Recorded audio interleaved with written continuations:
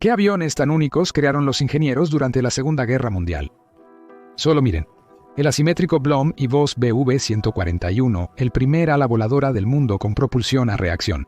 Horten-Jo 9, el estadounidense Vought B-173, un avión experimental de despegue y aterrizaje vertical, el tanque volador A-40 del diseñador Oleg Konstantinovich Antonov, el Junkers Ju-287, un bombardero alemán que fue el primero en el mundo en utilizar un ala de flecha inversa, el proyecto Cebeno, en el que el pesado bombardero TB-1 llevaba en sus alas 2 cazas I-5, pero, a pesar de tal diversidad, otros aviones jugaron un papel principal en la historia real.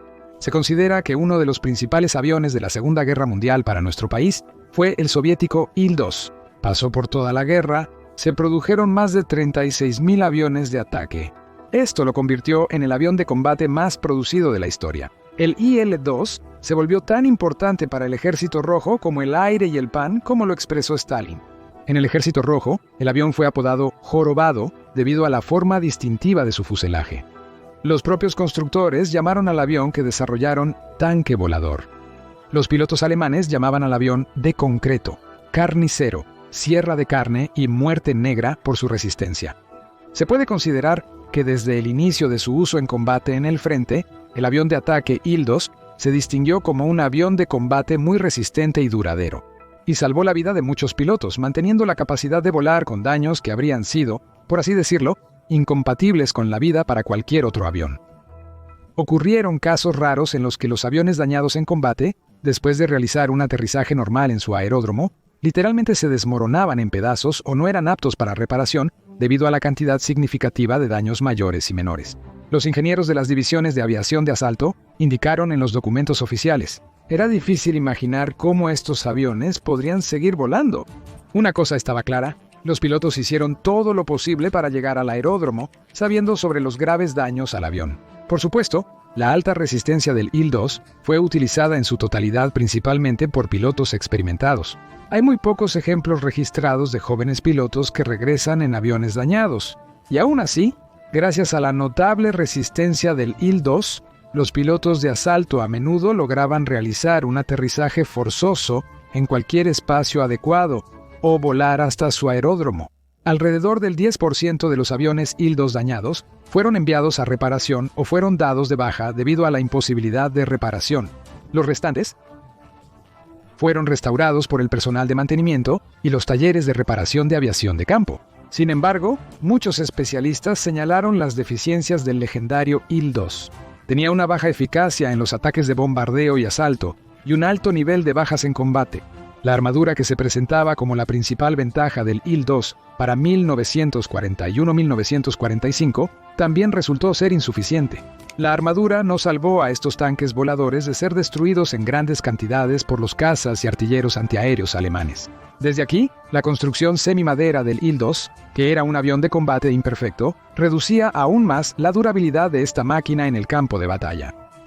A pesar de la parte material insuficientemente perfecta, la efectividad de los ataques de la aviación de asalto soviética se redujo, y los numerosos fracasos de su táctica y la débil formación de vuelo, de tiro y táctica de los pilotos de línea en los primeros años de la guerra. Pero el avión de asalto monomotor y simple en su construcción era más fácil y barato de producir que los bombarderos bimotor totalmente metálicos. En los primeros días de la guerra, se hizo evidente que los aviones de asalto monoplaza sufrían pérdidas desproporcionadamente grandes por los cazas enemigos. Para proteger a los pilotos, se hicieron agujeros en la parte superior del fuselaje para poder colocar una ametralladora y montarla. La construcción temporal del tirador se llamaba la cabina de la muerte. Posteriormente, se incluyó la posición del tirador en la construcción del Il-2, pero este trabajo continuó siendo uno de los más riesgosos de esa guerra. Actualmente, nuestra percepción del héroe piloto no está completamente definida. Por lo general, se trata de un cazador con su lista de victorias, mientras que los pilotos bombarderos y de asalto injustamente se relegan a un segundo plano. Sin embargo, la táctica de las fuerzas aéreas soviéticas preveía el uso de la aviación estrictamente en interés de las fuerzas terrestres. Cuanto más importante es el objetivo, más necesario es bombardearlo y más fuertemente lo defiende el enemigo. Decenas de cañones de artillería antiaérea apuntan al avión de ataque y sigue volando, sin desviarse del curso ya marcado por los antiaéreos hasta que destruye el objetivo. El cazador todavía tiene la iniciativa. Puede alejarse del fuego intenso, cambiar la dirección del ataque, atacar de nuevo. En otras palabras, puede de alguna manera protegerse a sí mismo. Pero el avión de asalto no puede autoprotegerse. Está obligado a atravesar el fuego hasta el objetivo. Se consideraba increíblemente arriesgado disparar a un gorbato, ya que la mortalidad de estos combatientes aéreos era 2 veces mayor que la posibilidad de derribar un avión de asalto. Una placa de blindaje de 6 milímetros solo protegía contra el fuego de ametralladora durante los ataques de los cazas enemigos desde la cola.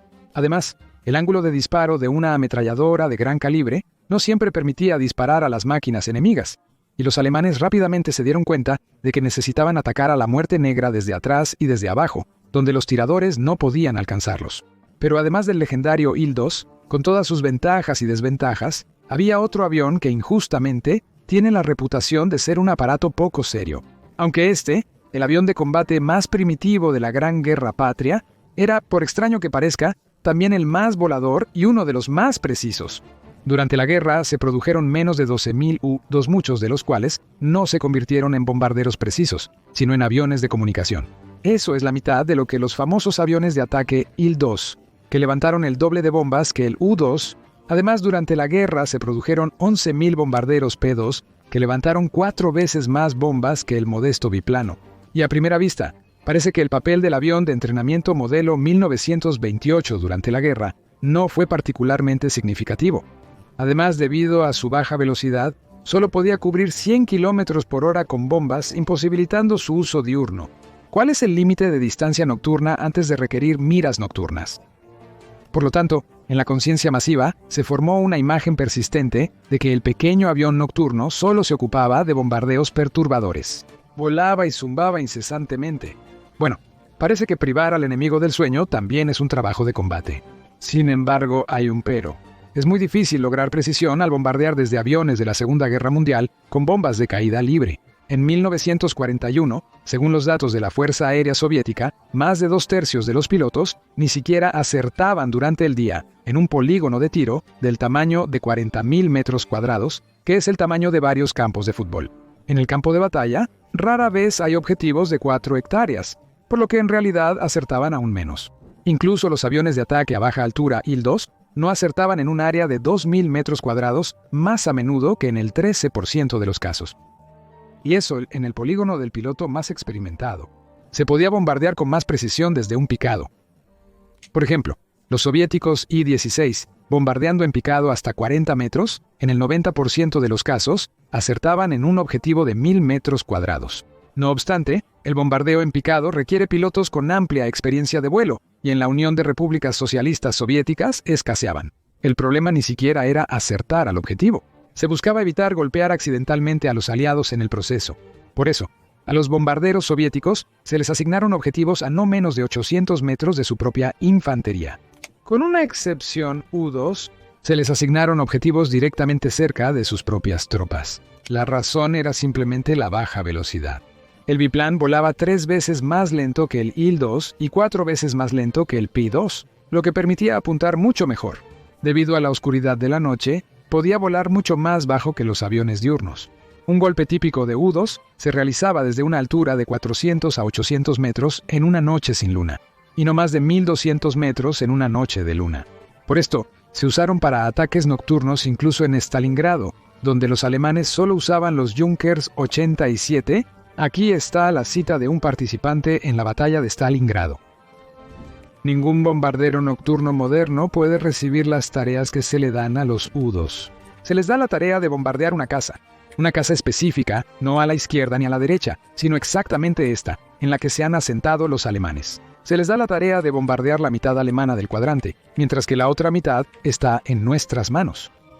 Y con su pequeña velocidad, con su precisión ideal de bombardeo, cumplen la tarea. Bombardean exactamente esta casa. ¿Cómo es posible que los bombardeos nocturnos sean más precisos que los diurnos? Incluso a la menor altura, ¿los pilotos de esa época podían ver algo por la noche antes de los infrarrojos? El hecho es que después de un corto entrenamiento en la oscuridad, los ojos humanos pueden ver incluso fotones individuales. Simplemente en las condiciones modernas de contaminación lumínica, como se llama ahora, esta habilidad no se utiliza. El equivalente a 1 o 2 fotones es la luz de una vela a 10 kilómetros de distancia.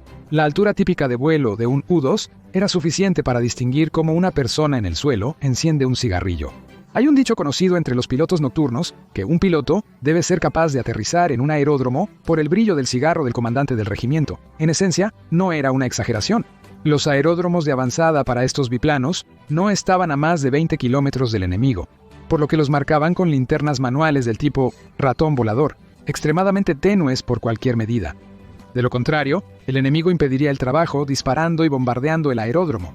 Los pilotos en el campo de batalla observaban un sector de 1,5 a 2 kilómetros de ancho, hasta que veían chispas de una estufa de trinchera, el resplandor de un disparo o un fuego de campamento encendido por un soldado descansando. Luego, la táctica cambió. En algunos regimientos, el U-2 volaba hacia el objetivo y lo bombardeaba. En otros, reducía el motor, es decir, quitaba el gas y, casi inaudible debido al ruido del quemador, planeaba hacia el objetivo en ángulos de hasta 30 grados. Según las pruebas de polígono, incluso en silencio total, el avión no se podía escuchar hasta que no descendía a 700 metros.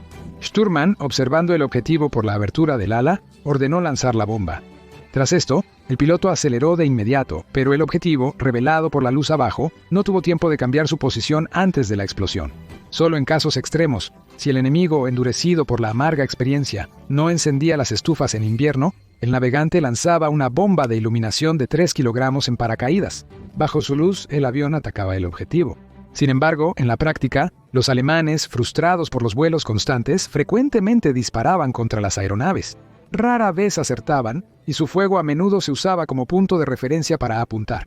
Además de la precisión, el U-2 tenía otra ventaja, una frecuencia de vuelo inusual para la aviación soviética.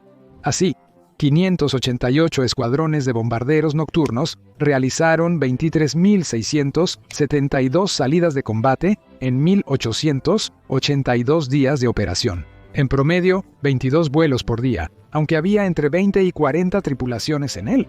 ¿Es mucho o poco? Por ejemplo, el 587 Regimiento de Bombarderos Aéreos en AP-2 realizó 1.034 vuelos de combate en 89 días de trabajo, uno entero y 3 décimas por día, con prácticamente la misma cantidad de aviones. El primer escuadrón aéreo voló 17 veces más a menudo que el P-2 del segundo. Por lo tanto, aunque el P-2 tomó 4 o 5 veces más bombas, el regimiento solo lanzó 980 toneladas de bombas. Pero el U-2 de los brujos nocturnos lanzó 2.903 toneladas, el doble de lo que lanzaron. También portaban municiones que el P-2 no agarró. Por ejemplo, en el U-2 colgaban hasta 8 cohetes y ampollas con mezcla incendiaria. Su regimiento lanzó 26.000. Además, Biplan lanzaba municiones circundantes y llevaba partisanos a la retaguardia del enemigo por la noche, algo que los aviones más grandes con su largo alcance no podían hacer. En total, Irina Sevrova, una de las pilotos del U-2, realizó 1.004 salidas de combate, casi la misma cantidad que un regimiento aéreo completo en el Pi-2. Aunque la carga que lanzó fue varias veces menor, no significa que en términos de eficacia estuviera muy por detrás de las decenas de tripulaciones de aviones bimotores. Después de todo, como ya mencionamos anteriormente, este avión lanzaba bombas mucho más cerca del objetivo que los bombarderos diurnos o los aviones de ataque. El biplano de madera de Polikarpov fue el avión soviético más volado de la guerra. Solo en él los pilotos soviéticos lograron miles y más salidas de combate. Los aviones de ataque, los cazas, los bombarderos diurnos, todos lograron hacer no más que cientos de vuelos contados durante la guerra. Prácticamente no había personas con más de 500 vuelos en las filas del U-2. De todos los vuelos de bombardeo nocturno de la Fuerza Aérea Soviética, hubo 726.000, de los cuales aproximadamente 70.000 fueron para el U-2. En todos los demás tipos de aviones, la Fuerza Aérea del Ejército Rojo realizó solo 850.000 vuelos de combate durante esa guerra. De ellos, más de 600.000 en el Il, todos los demás principalmente en el Pi-2. La aviación de largo alcance añadió otras 20.000. Así, las miles de bombas contadas del U-2 hicieron en total un vuelo y medio menos que las 500.000 del Il-2, P-2, Il-4 y muchas otras máquinas. Estos son números bastante interesantes, porque el Il-2, por ejemplo, no realizó ni un solo vuelo de 70 millones. Ni el P-2, ni el Yak-1, ni cualquier otro avión soviético de guerra tienen tantos. Esto parece especialmente salvaje considerando que durante la guerra se produjeron el doble de Il-2 que U-2, y el Yak-1 era indudablemente mucho más numeroso.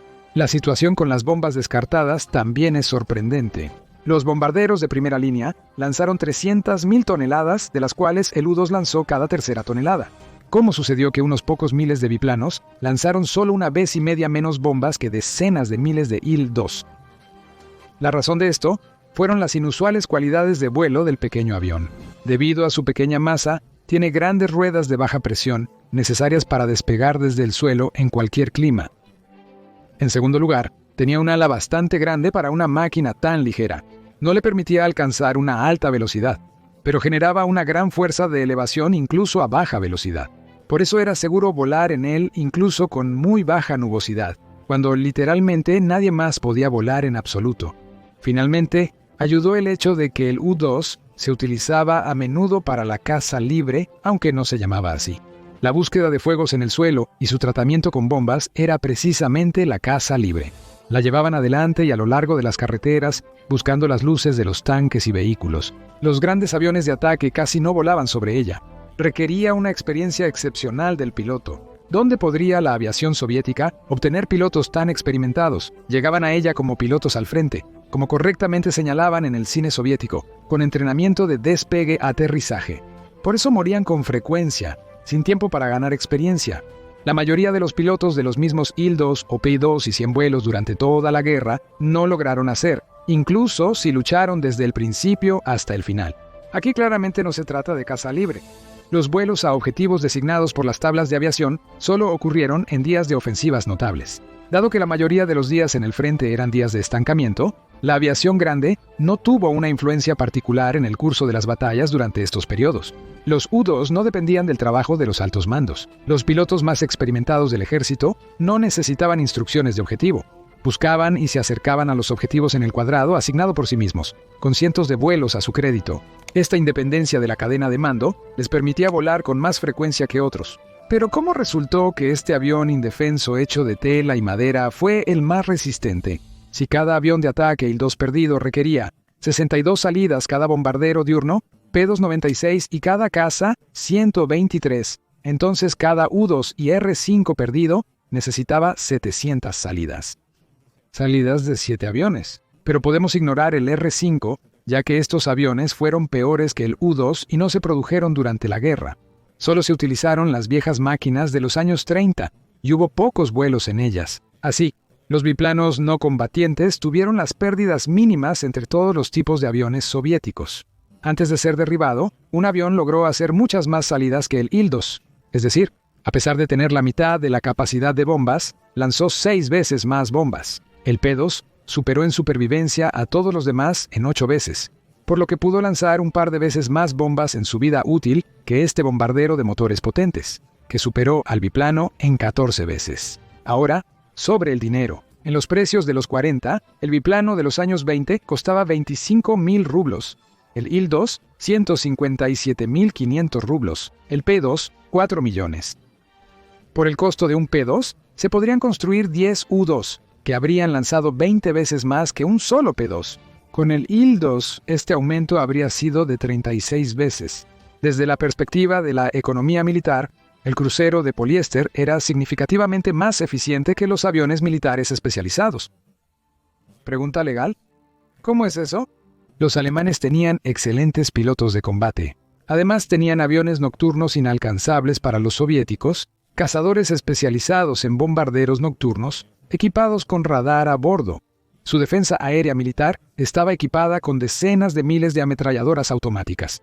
¿Dónde está la defensa aérea soviética? Finalmente, el avión de entrenamiento ni siquiera tenía una armadura. ¿Por qué los alemanes no pudieron infligir 2 grandes pérdidas? La respuesta es paradójica. El arcaico biplan estaba tan atrasado en su tiempo que incluso lo superó.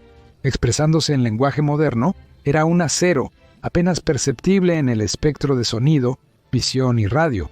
Por supuesto, la madera y la tela no absorbían las ondas de los radares modernos, y el motor metálico M11 era simplemente demasiado pequeño para ser detectado con seguridad. Los pilotos nocturnos expertos podían ver el U-2 a simple vista, sin radares si volaban a baja altura. Pero los alemanes prácticamente no tenían cazas de baja velocidad. El ala del Messer era tan pequeña que su velocidad de caída era mayor que la velocidad máxima del helicóptero. No podía igualar la velocidad con la víctima, y golpearla, pasando por encima de ella en la oscuridad en cuestión de segundos, era aún más difícil. A veces, los alemanes tenían un as bajo la manga. En una noche del 43.000 año, José Kotiok aseguró a la escuadra nocturna la pérdida de 6 hombres, un tercio de todas las bajas de combate de los pilotos nocturnos durante toda la guerra. Sin embargo, la Luftwaffe no valoró tal experiencia. El trabajo era demasiado arriesgado. Ese mismo José no vivió ni 2 meses después de su éxito. En uno de sus vuelos nocturnos chocó con un avión víctima. Los alemanes no podían darse el lujo de perder a un especialista de alto nivel a cambio de 3 bombarderos derribados. En todo el frente oriental, solo tenían unas pocas centenas de pilotos de combate. Sorprendentemente, los U-2 sobrevivieron tanto a la Segunda Guerra Mundial como a la Guerra de Corea. Allí lograron bombardear aeródromos estadounidenses y destruir aviones de combate a reacción. Los estadounidenses no pudieron bombardear sus aeródromos en respuesta, en realidad no existían. Por la noche, aterrizaban silenciosamente en caminos de tierra y se dirigían a hangares especiales o túneles de montaña. Un F-94 murió junto con el piloto, tratando de derribar un misil crucero. La velocidad de caída del supermoderno era más alta que la del biplano. Debido a las dificultades para acceder a los archivos coreanos, no hay cifras disponibles sobre los vuelos de Corea del Norte. Actualmente es sencillo hallar los restos de un U-2. Son drones con las mismas velocidades típicas de 100 a 200 km por hora. Están hechos de metal y a menudo solo tienen un motor, pero en lugar de una cabina y un fuselaje, están cubiertos con plástico de vidrio. Los pequeños motores de pistón son mucho más silenciosos que los enormes aviones a reacción pilotados. No se pueden escuchar literalmente a 1 kilómetro de distancia. Los radares, como en la Segunda Guerra Mundial, ayudan contra ellos de manera mediocre. Pero eso ya es otra historia completamente diferente. Esperamos que este breve resumen de la aviación de la Segunda Guerra Mundial haya sido de su interés. Gracias por ver y nos vemos en futuros episodios en nuestro canal.